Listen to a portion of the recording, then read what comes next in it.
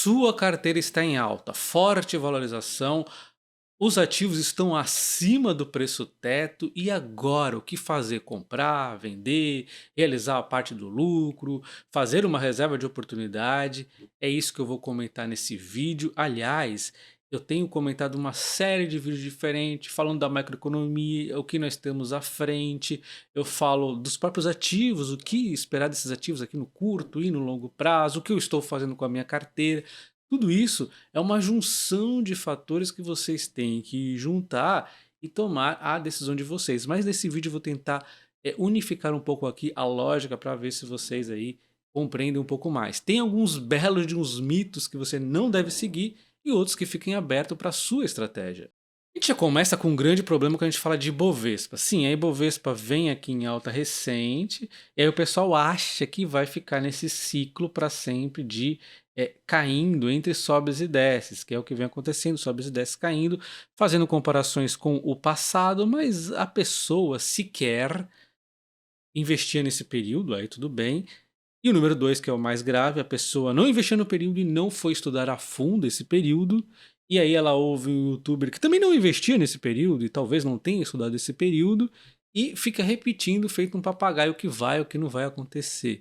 Vocês sabem que eu não sou um grande fã do governo atual, porém é diferente este passado deste presente. É por isso que a gente está sempre estudando a macroeconomia, é por isso que eu estou falando de cada realidade dos ativos, os riscos. No longo prazo, isso aqui vai ser superado, mas eu faço tudo isso para entender realmente se temos um risco de acontecer isso aqui. Agora, o que não pode é você falar a seguinte frase: ah, a bolsa caiu no governo PT, então ela vai cair de novo. Cara, a realidade é diferente. Se você não investiu nesse período aqui, você tem que estudar muito no detalhe o que aconteceu. É por isso que é muito raro eu comentar da Bolsa de Valores para trás de 2007. É muito raro. Por quê? Porque eu não investia nesse período.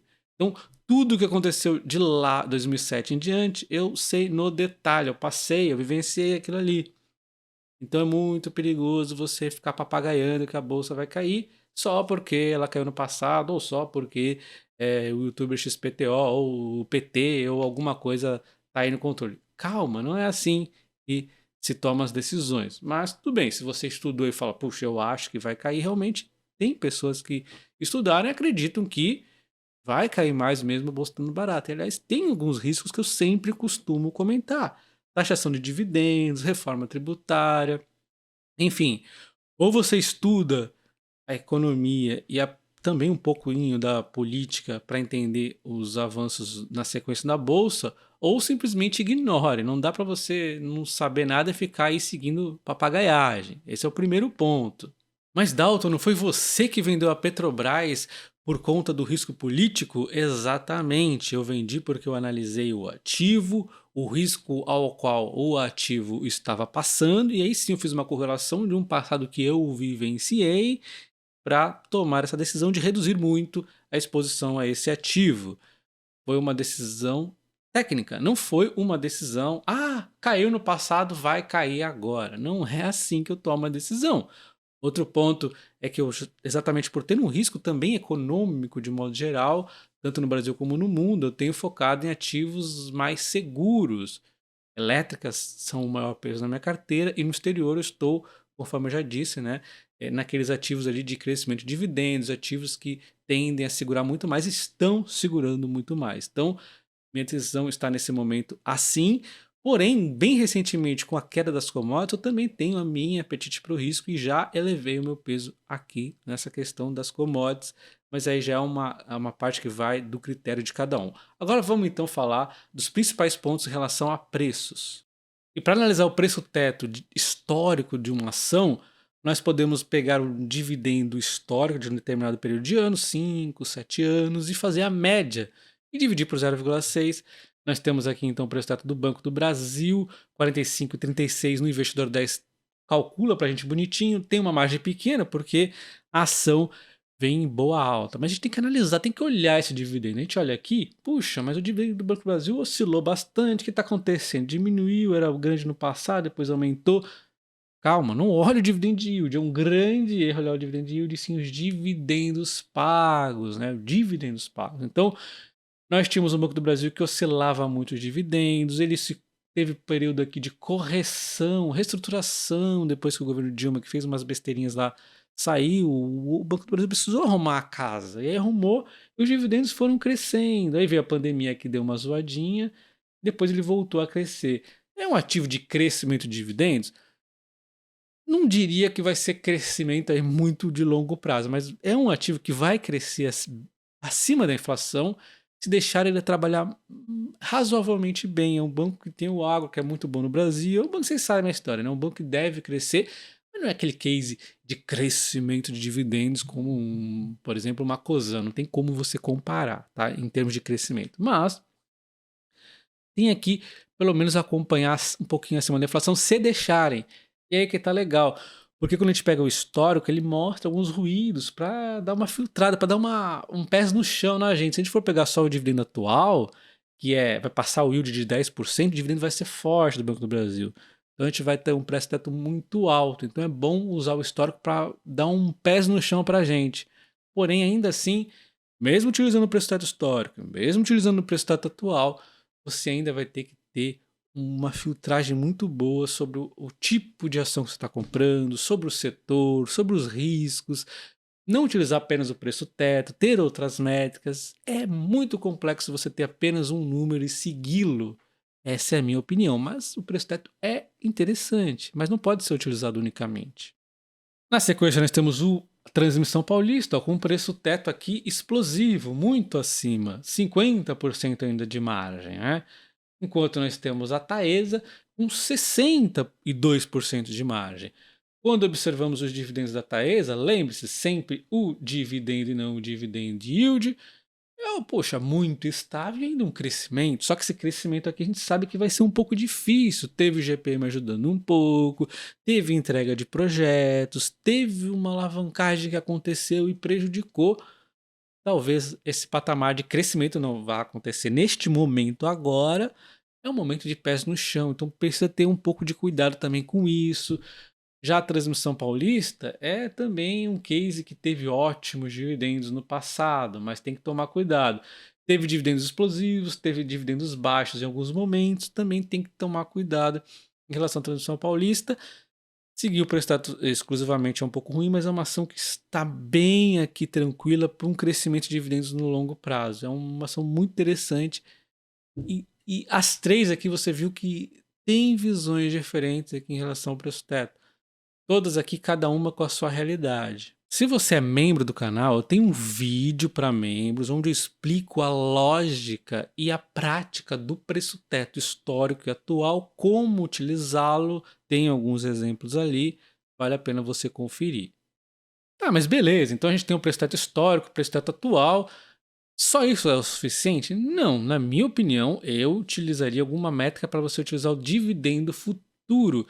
E é isso que eu estou tentando trabalhar aqui para trazer para vocês, mas eu não estou conseguindo dedicar tanto tempo nisso, mas é uma forma da gente ter uma métrica também de olhar o crescimento de dividendos, porque algumas empresas nem vai se encaixar o dividendo atual, porque é uma empresa que, a Cosan, você nunca vai conseguir aplicar o preço teto na Cosan. Ou mesmo a Transmissão Paulista que está numa pegadinha de crescimento de dividendos, vai diminuir um pouco o dividendo agora. E aí, você vai ficar utilizando o preço teto? É um pouco complicado, né? Então precisa ter um ponto que nos dê um crescimento. Enfim, essas são as métricas de dividendos.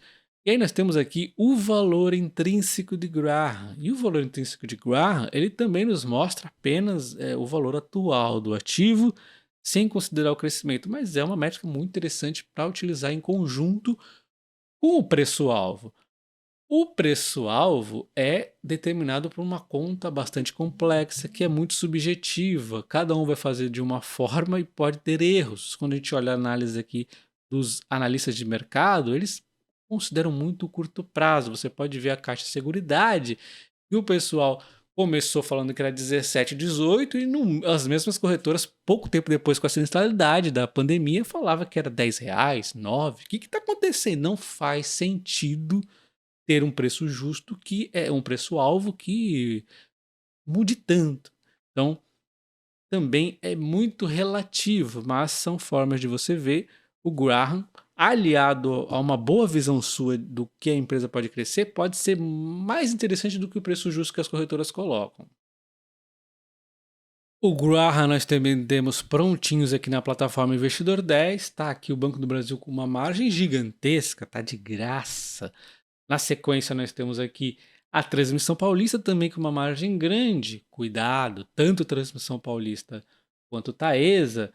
Os números divulgados pelas empresas de transmissão de energia são aqueles números, eu não vou entrar em detalhes agora, mas é o que a gente poderia chamar de números contábeis, o que não faz tanto sentido para quem quer aqui pensar um preço justo da empresa. Então você vai ter que ir lá no RI e calcular manualmente. Não é o mais adequado, os números oficiais em qualquer plataforma não vão estar em linha com a realidade, na minha opinião, não deve ser utilizado para empresa de transmissão de energia.